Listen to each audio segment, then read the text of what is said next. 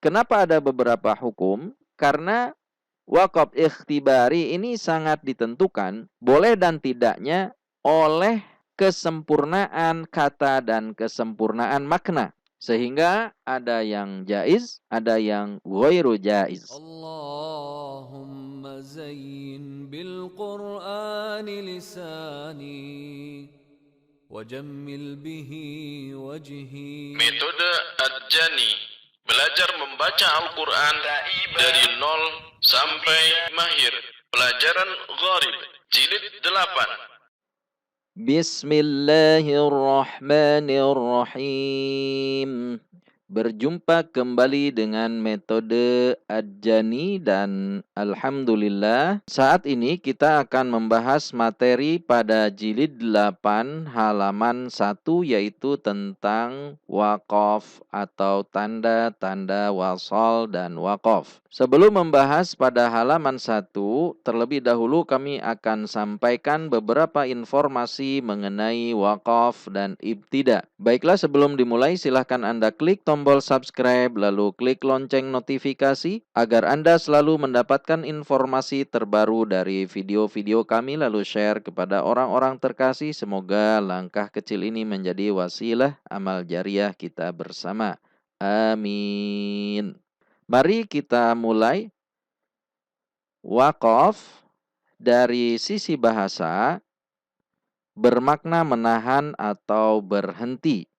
Sedangkan menurut istilah tajwid, waqaf adalah menghentikan bacaan sejenak dengan memutuskan suara di akhir perkataan untuk bernapas dengan niat ingin menyambungkannya kembali bacaan tersebut. Sehingga waqaf adalah berhenti untuk melanjutkan kembali. Karena jika kita berhenti membaca Al-Quran atau berhenti membaca ayat dengan berniat mengakhiri bacaan atau menyudahi membaca Al-Quran, maka itu dinamakan qata'. Contoh, Bismillahirrahmanirrahim.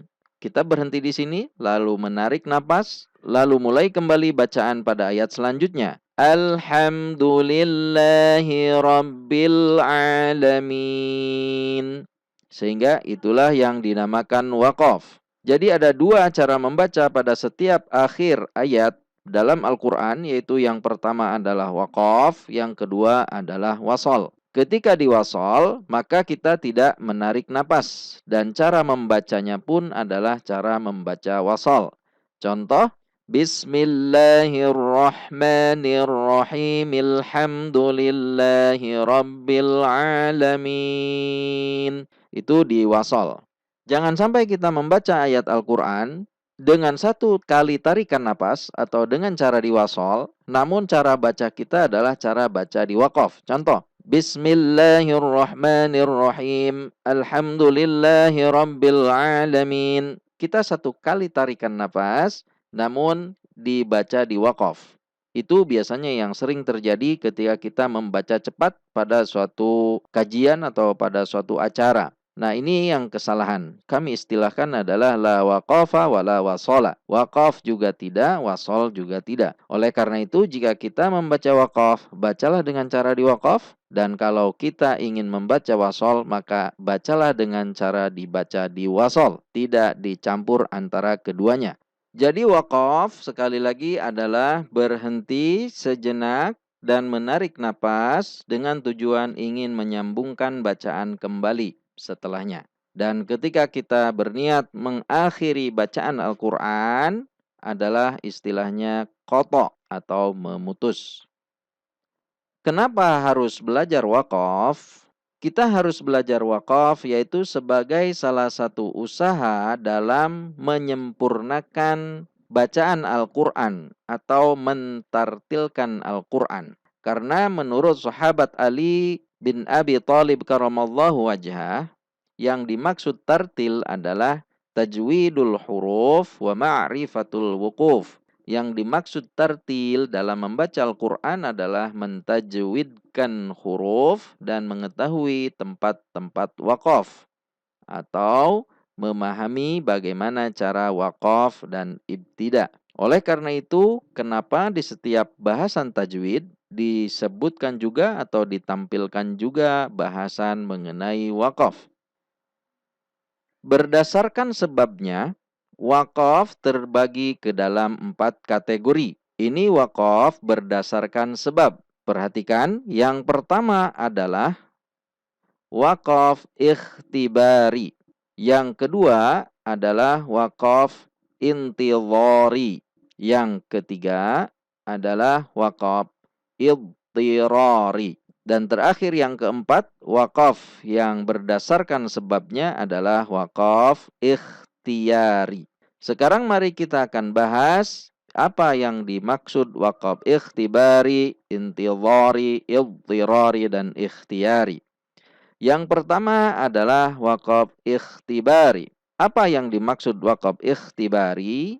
Wakaf ikhtibari adalah wakaf yang disebabkan karena pembaca ingin mengajarkan cara wakaf pada kata tertentu. Atau wakaf yang diakibatkan oleh seorang penguji yang ingin mengetahui kemampuan pembaca dalam membaca wakaf. Bahkan dicontohkan bila dalam hafalan, saat hafalan Al-Quran, wakaf ikhtibari juga dimaksudkan untuk mengetes hafalan pembaca akan rasem atau tulisan. Bagaimana hukum wakaf ikhtibari? Hukum wakaf ikhtibari adalah jaiz atau boleh. Sehingga dimanapun tempatnya yang diinginkan oleh penguji untuk wakaf, maka boleh wakaf karena ini dalam rangka pengajaran atau dalam rangka ujian. Bukan dalam rangka membaca Al-Quran seperti biasa. Contoh wakaf ikhtibari. Misalkan di dalam Quran surah Al-Baqarah ayat 25 dan Quran surah Al-Baqarah ayat 35. Di situ ada kata jannat. Yang satu adalah jannah. Mari perhatikan, jika dibaca wasol maka akan berbunyi sama, yaitu jim, nun, dan ta. Contoh di sini, a'udzubillahi minasyaitonirrajim. وَبَشِّرِ الَّذِينَ آمَنُوا وَعَمِلُوا الصَّالِحَاتِ أَنَّ لَهُمْ جَنَّاتٍ تَجْرِي مِنْ تَحْتِهَا الْأَنْهَارُ. Yang satunya, yang ayat 35, وَقُلْنَا يَا آدَمُ اسْكُنْ أَنْتَ وَزَوْجُكَ الْجَنَّةَ وَكُلَا مِنْهَا رَغَدًا. Mari perhatikan, di sini si penguji bisa saja memerintahkan si pembaca untuk wakaf pada kalimat jannat. Jika kita sedang membaca, mudah saja bagi kita untuk mengetahui bahwa wakaf di sini berbunyi jannat dengan ta maftuhah. Dan wakaf yang di sini wa zaujukal jannah dengan ta marbutoh. Atau jika wakaf maka berbunyi ha. Namun coba Anda bayangkan atau kita bayangkan bagaimana jika ini dalam rangka hafalan. Maka kita harus tahu persis bagaimana rasem atau bentuk tulisan yang ada di dalam ayat Al-Quran. Sehingga kita tidak salah dalam wakaf. Baik, contoh juga di sini misalkan si penguji ingin mengetahui bagaimana cara wakaf kita di kalimat anta. Di sini ada nun sukun, di depannya ada huruf ta. Bagaimana jika wakaf? Oh, ini wakafnya belum sempurna. Oh, tidak masalah. Karena ini dalam rangka ujian. Si penguji hanya ingin mengetahui kemampuan pembaca untuk membaca wakaf dalam setiap kondisi. Jadi wakaf ikhtibari hukumnya jaiz dimanapun, tergantung dari keinginan si penguji atau keinginan si pembaca untuk menunjukkan cara wakaf. Misalkan, coba berhenti di kata anta. Wa qulna ya Adamu uskun ant. Ikhfa, kemudian taknya sukun. Itulah wakaf ikhtibari, yaitu wakaf yang disebabkan oleh seorang penguji atau seorang pembaca yang ingin menunjukkan cara membaca wakaf pada lafaz-lafaz tertentu. Dan ini hukumnya adalah jaiz atau wenang atau boleh. Mari kita masuk kepada wakaf yang kedua, yaitu wakaf intidhari. Apa yang dimaksud wakaf intidhari? Wakaf intidhari adalah wakaf yang disebabkan karena pembaca ingin membaca dengan variasi lain dari riwayah qiraah yang sedang dibaca. Sebagai contoh, pada surah Al-Fatihah. Misalkan di sini si pembaca ingin menunjukkan bahwa pada ayat ini ada beberapa cara membaca menurut beberapa riwayat qiraah. Sehingga si pembaca akan wakaf atau berhenti pada kata yang dimaksud. Di sini yang dimaksud adalah siroto. Siroto bisa dibaca siroto menggunakan sin, atau siroto menggunakan sod, atau ziroto menggunakan zai yang ditafkhim. Sehingga si membaca akan membaca seperti demikian. Ihdinas siroto menggunakan sod. Kemudian ulang kembali. Ihdinas siroto. Ihdinas siratal mustaqim. Jadi waqaf di sini dimaksudkan untuk menunjukkan bahwa pada kata tersebut ada beberapa riwayat qiraah. Itulah waqaf intidhari, yaitu waqaf yang disebabkan oleh adanya beberapa perbedaan riwayat qiraah. Sudah 2 jenis waqaf yang dilihat berdasarkan sebabnya. Dan sekarang mari kita lihat waqaf yang ketiga, yaitu idtirari. Waqaf idtirari adalah waqaf yang terjadi karena disebabkan hal-hal darurat. Misalkan ketika kita membaca ayat Al-Quran, kita batuk atau tersedak atau kehabisan napas. Napas kita sudah tidak kuat sementara ayat belum selesai. Atau tiba-tiba kita menangis. Atau sebab lainnya yang tidak kita sengaja namun tiba-tiba hal itu terjadi. Sehingga kita menyebabkan waqaf atau berhenti pada saat membaca ayat Al-Quran. Hukum waqaf idtirari adalah jaiz atau boleh. Karena ini adalah untuk darurah. Boleh berhenti di kata manapun saat terjadinya uzur. Lalu kapan ibtidaknya atau memulainya? Memulainya bisa dilihat di mana saat waqaf terjadi. Ketika belum sempurna, maka mulailah dari kata sebelumnya. Namun jika sudah sempurna, kalimatnya boleh dilanjutkan dari kata yang ada di depannya. Sebagai contoh, misalkan kita sedang membaca Quran surah Al-Baqarah. A'udzubillahi minasyaitonirrajim.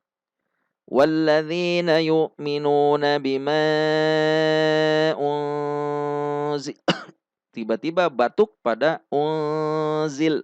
Kalimat ini tentu belum sempurna, sehingga kita tidak bisa langsung melanjutkannya kepada kata yang ada di depannya. Misalkan kita lanjutkan ilaika wa ma unzila min qablik. Tidak bisa karena tadi saat kita waqaf pada kata unzil belum sempurna. Nah, jika terjadi demikian, maka ibtidaknya atau memulai bacaannya sebaiknya minimal sekali dari kata bima unzila. Atau karena ini masih pendek, akan lebih baik kita mulai dari awal kembali sampai kalimatnya selesai atau maknanya sempurna. Jadi kita ulang dari وَالَّذِينَ يُؤْمِنُونَ بِمَا أُنزِلَ إِلَيْكَ وَمَا أُنزِلَ مِن قَبْلِكَ. Selesai.